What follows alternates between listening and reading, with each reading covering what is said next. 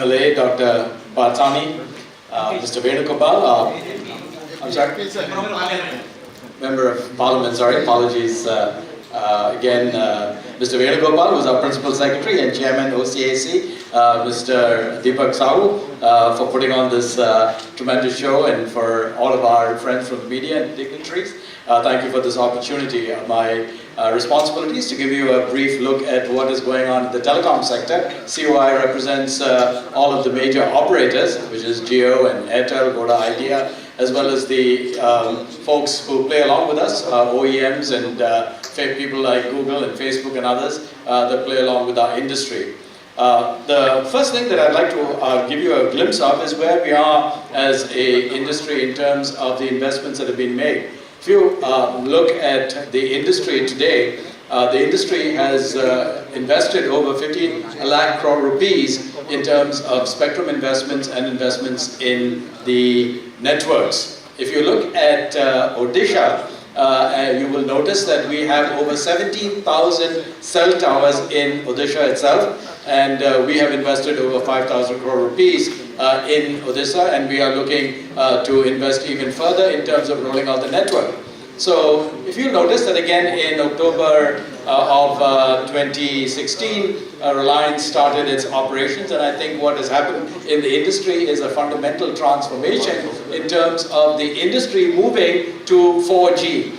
Previous to Reliance rolling out its networks, there were three principal technologies in play, 2G, 3G and 4G, but once Reliance has started its network operations, it's been very clear that 4G is now the dominant technology, no more 2G, 3G, they're basically in transition moving over to 4G. All of the operators are busy implementing 4G rollouts in all of the LSAs, our states, Odisha being no particular exception.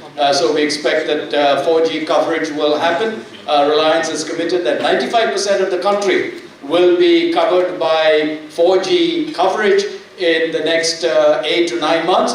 That will be followed very closely by Airtel. Voda Idea is in the process of consolidating and doing their joint venture. We believe that very shortly after that, which is another 6 to 7 months, they will also be focusing very heavily on rolling out the networks in terms of 4G that is happening. So when we look at the networks of today, what 4G does is also prepare the country for 5G. Already people are talking about 6G. And so 5G already is becoming part of yesterday's story, and so we have to be ready. And so what the government of India has done is put together a high-level committee to ensure that India does not miss the bus in terms of developing IP, developing the royalty that is attached to the development of IP, developing manufacturing, training our people to be part and parcel of the new 5G environment. And so all of these are happening even as we speak, so that we do not miss the boat. So what is happening, as I said, is 4G is yesterday's story almost. 4G obviously is intended to give higher speeds and wider data coverage to the networks, voice already becoming part and parcel of the 4G. What can one expect from 5G? There are a couple of things that are expected from 5G, because 5G gives you higher speeds, lower latencies, in higher robustness and reliability of the networks, and greater speeds as we go forward. So those are the principal benefits. And it also gives us higher densification. Now, why is higher densification necessary? Because the future is in terms of IoT and machine-to-machine, supported and augmented by artificial intelligence, things like robotics manufacturing. All of this is already on the anvil, already part and parcel of countries that are competing to turn their countries on the basis of the fourth industrial revolution, that is a knowledge-based revolution that is happening. India cannot afford to be laggards in this new revolution that is taking place, which is going to be undergirded by our networks. One of the points I constantly make is that when we look at international practices, there are usually at least 5 networks that bear the burden of carrying the traffic of data. And by the way, let me give you this data point. Today, India consumes more data than the US and China combined. In the last 1 year, we have moved from consuming 360 minutes per person to 700 minutes per person per month. That is by and large more than any voice consumption anywhere in the world. The US, China, places like Korea, Japan are lucky if they reach 400 minutes of voice calling per month per subscriber. We are 700 minutes. Data, as recently as 1 year ago, the average consumer was consuming half a gigabit of data and paying somewhere between 300 and 400 rupees for a gigabit of data. Today, they are consuming close to 9 gigahertz of data per consumer and paying 10 to 11 rupees per gigabit, one of the lowest anywhere in the world. So you can see what this has done. What this has also done is put a tremendous amount of requirement for investments in our network. And this is why the industry has been saying is that there are a problem in terms of the debt burden that has been put on the industry. The financial health of the industry is going through a challenge. Obviously, Jio's aggressive pricing has made it very difficult for the other 2 operators who have bid tremendous amounts of money for the industry. If you look at the industry profile, we have about 150,000 crore rupees of revenue. If you look at the debt, we have 79 lakh crore rupees of debt. So 150 lakh crores of revenue, 79 lakh crore of debt, and when you look at the debt servicing, it is difficult. Why have we come to this particular situation? Why we've come to this particular situation is because the tremendous amounts of money that has been bid by companies for spectrum. If you look at the last 4 to 5 years, the tremendous amount of money that has come from spectrum auctions has put a tremendous amount of burden in terms of debt. Going forward, one of the points we are saying is that if this country has to progress in terms of 5G, we will need to make sure that spectrum is priced very, very differently. And why do we say that? If you look at 4G and 3G and 2G technology, the amount of spectrum required per operator. 3G required 5 megahertz of contiguous spectrum, 2G required 5 to 8. If you get to 4G, you require 25 megahertz of contiguous spectrum. All right, you can see why as you go further, you would require more and more. When you get to 5G, the absolute minimum number of amount of spectrum required per operator is going to be 100 megahertz of spectrum, going up to 500 and 600 megahertz of spectrum. Now, if you look at the pricing that has been suggested by TRAI, 492 crore rupees for 1 megahertz of spectrum, pan-India. You multiply 492 crore rupees by 100 megahertz, you'll notice that that is unsustainable for the industry in terms of the revenue. So we have to solve the whole issue of the pricing of spectrum. And so that is going to be one of the challenges faced with the industry, putting the industry back on its feet from its financial perspective in terms of the debt burden, in terms of the, the levies and fees on the industry. For every rupee earned by the industry, 30% goes back to the government and none of it comes back to the industry.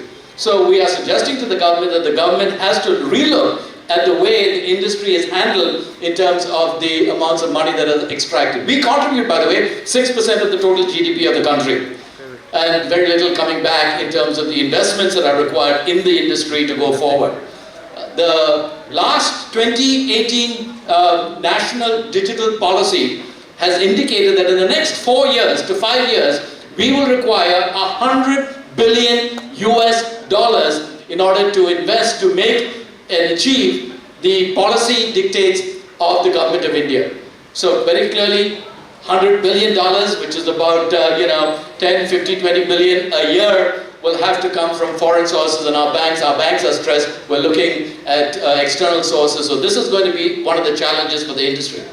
The industry is absolutely committed, by the way, in making sure that 4G is rolled out. We just had a conversation with Mr. Venugopal in terms of the uncovered villages in India, especially here in Odisha. The operators have made a commitment to the Honorable Prime Minister that we will ensure that all of the major villages of our country are covered by 4G connectivity. So that is going to happen. Part of it is going to be done through Wi-Fi rollouts. That commitment was already done. Today, the operators met with the DOT secretary in Sanchar Bhavan in Delhi and made a commitment. Honorable Prime Minister will be making announcements in terms of the rollout of these Wi-Fi what we call PDOs, the old equivalent of the PCOs, a new concept that is going to be driven to ensure that affordability is going to be made available to everybody out there. So this is the state of where we are going as an industry, the challenges we face and the opportunities we face. 5G clearly is the opportunity that we are going to face going forward. Clearly, we are looking to make major investments in 5G. 5G requires a couple of things. As we said, security. Skilling. This is going to be one of the big opportunities for us in Odisha. We have over 50,000 jobs emerging in the area of network support, 5G, artificial intelligence, IoT, machine to machine. We can't find enough people to fill the employment figures that we have put on the table. So skilling is going to be an absolute essential as we prepare to go not only to 4G, but to go to 5G. Secondly, we need the right of way to roll out the cell towers.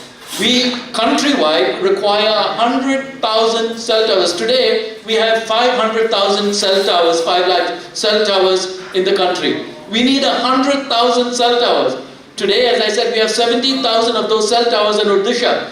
We will require doubling of that in the next 2 to 3 years in order to ensure the coverage is in place. Right of way will become a critical aspect. We've been working with the government and Mr. Venugopal has indicated tremendous support from the government of Odisha to be able to roll out the networks that are in place. Security, we will be requiring a tremendous amount of folks that can deliver the security to our networks. We are going to make sure that our networks are impermeable to the attacks that we often see. The other area. What is the next area that we are looking at in addition to security? Privacy is becoming an extremely important area of concern to citizens. And so we are going to have to look very carefully at the act that is coming up, the Privacy Act, in terms of where data is stored, how data is processed, and how data is controlled. Mr. Ambani himself has talked about the fact that data is the new oil, and we as a country need to ensure that through security means and other means we control the future of the data that is generated here in India. So these are going to be the important venues of going forward, a tremendous amount of opportunity in terms of investment, in terms of skilling, in terms of companies that need to develop security, in terms of making sure that customers understand what privacy is. These are going to be the imperatives of our networks as we go forward. Thank you very much for your attention, and if there are any questions, happy to answer them. Thank you.